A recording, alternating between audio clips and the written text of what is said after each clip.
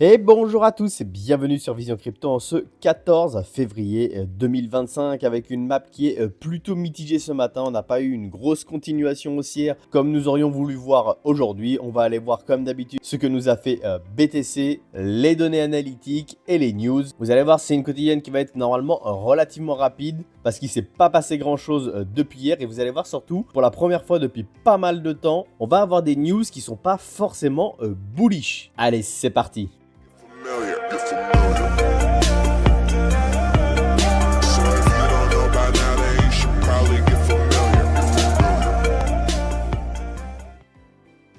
Du coup, en termes de volume, BTC est à 35,48 milliards, Ethereum à 18,19 milliards. Notre ami BTC, qu'est-ce qu'il nous a fait? Eh bien, il a craqué ici. Il est revenu dans une RLZ longue et il est en train de faire un rebond. D'ailleurs, on voit qu'il est en train de pousser là en direct. Donc, je vous rappelle, pour déterminer la RLZ longue, vous prenez le plus bas, vous prenez le plus haut. Et vous voyez, c'est la zone entre les 0,66 et les 0,786, c'est-à-dire la case violette ici. Personnellement, je pensais qu'on allait descendre un tout petit peu plus bas pour faire ce rebond, c'est-à-dire ici jusqu'à la ligne orange. Bon, malheureusement, on n'y a pas été. Et maintenant, qu'est-ce qu'on est en train de faire? Est-ce qu'on est en train de construire un gros W? Et donc là, il faudrait casser la neckline ici et exploser les précédents sommets pour pouvoir faire un retournement de structure. Et il faudrait aller chercher au-delà des 100 000 parce qu'il y a énormément de liquidités. Ou alors, on peut très bien faire une continuation baissière parce que pour le moment, nous sommes toujours dans la théorie de dos, c'est-à-dire des hauts de plus en plus bas et des bas de plus en plus bas. Là, on a fait encore une fois un haut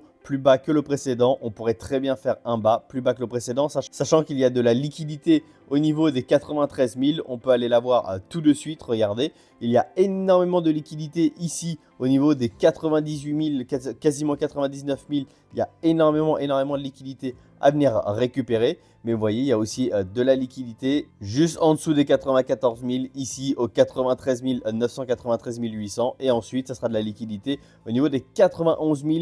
Donc, c'est soit on va faire un dernier balayage de cette liquidité en dessous des 94 000 et on va capturer la liquidité au nord. Ou alors là, on fait le rebond dans la RLZ longue et on est parti chercher les liquidités au nord. Bon, ça, on peut véritablement aller dans les deux sens. Donc, c'est hyper compliqué de déterminer une direction. En plus, nous sommes vendredi, donc absolument tout peut arriver. Donc, voilà, pour les personnes qui traitent, surtout, soyez prudents. Quelque chose de relativement positif, regardez, c'est ici. Je vous avais montré donc le Dixie. Je vous avais dit qu'on était repassé en dessous de la résistance, donc résistance et support. Maintenant, c'est une résistance puisqu'on est en dessous. On a fait un pullback sur cette résistance et on s'est fait rejeter très fortement. Ça, c'est très positif parce que regardez, on s'est très fortement rapproché de ce niveau-là. Je vous rappelle que si on casse ce niveau-là des 106,58 $, on marquera une inversion de structure et donc bien une tendance baissière court terme qui se dessinera ici. On a commencé à faire un haut plus bas que le précédent et maintenant il fallait faire un bas plus bas que le précédent et le plus bas sera marqué une fois qu'on sera passé en dessous des 106,57 $. On est vraiment tout proche du coup et ça va être très important à regarder. Au niveau du total 3, donc je le rappelle, tous les altcoins où on exclut BTC et Ethereum,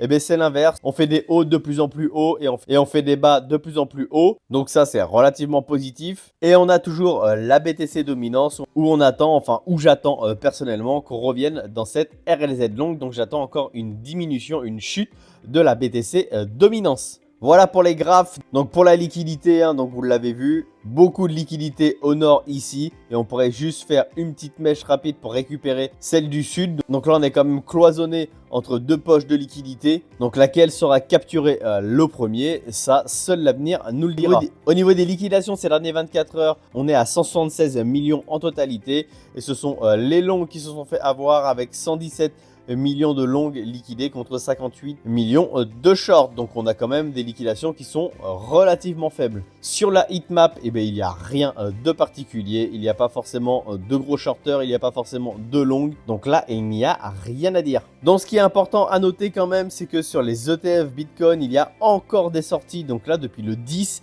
février, on a fait que des outflows. Et hier, on a encore fait pour 183 millions d'autres flows. Il manque encore le chiffre de BlackRock. Donc ça se trouve, ça va encore s'accentuer. Mais ça fait longtemps qu'on n'avait pas eu une série comme ça. Là, on a 4 jours consécutifs où on a des outflows. Également hier, dans la macroéconomie, on a eu les inscriptions hebdomadaires au chômage. Donc le chômage a diminué à 213K pour 217K attendus. Donc ça, c'est positif pour l'économie US, c'est moins positif pour nous, puisqu'on aurait voulu qu'il y ait plus de demandeurs au chômage. Le prix à la production également est positif pour les US. Et donc du coup au niveau des nouvelles, ce qui pousse Tonton Powell, donc les estimations sont désormais que la prochaine baisse des taux serait en décembre prochain contre septembre initialement. Donc oui, bien entendu, ça c'est une très mauvaise nouvelle. Donc quand je vous ai dit qu'on avait plutôt des mauvaises nouvelles, eh bien ça c'est une mauvaise nouvelle. Pourquoi? Parce que je vous rappelle que nous, ce qu'on veut, c'est qu'il diminue les taux. Donc bien sûr que sur le papier, c'est une mauvaise nouvelle. Par contre, à voir si réellement ça va se faire comme ça, parce que ce sont les estimations.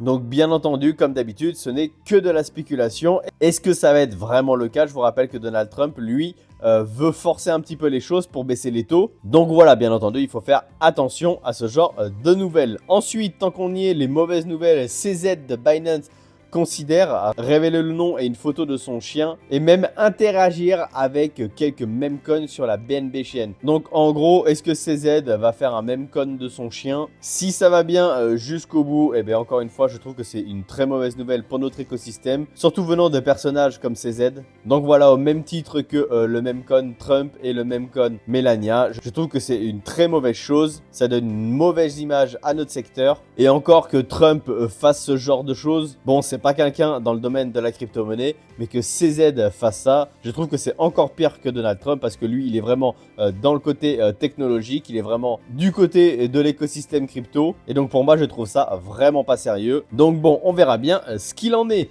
On continue sur les nouvelles et les mauvaises nouvelles. Donc du coup, Tether pourrait devoir vendre ses bits pour se conformer aux réglementations américaines proposées sur les stablecoins. En effet, selon les analyses de JP Morgan, seulement 66 à 83% des réserves de Tether sont conformes à ces règles proposées, ce qui pourrait nécessiter une restructuration des actifs. Si l'une des réglementations est adoptée, Stable ou Genius, Tether pourrait devoir remplacer le BTC et d'autres actifs non conformes par des obligations du Trésor américain et des réserves liquides. Tether détient actuellement 83 758 BTC d'une valeur de plus de 8 milliards de dollars. Donc effectivement, s'ils étaient contraints de les vendre, ça secouerait fortement le marché. À ça, quand même, le PDG de Tether a déclaré que les analyses de JP Morgan ne tiennent pas compte des 20 milliards de dollars de fonds propres de son entreprise dans leur analyse de réserve. 20 milliards, c'est énorme en termes de somme. Donc voilà, il réplique quand même.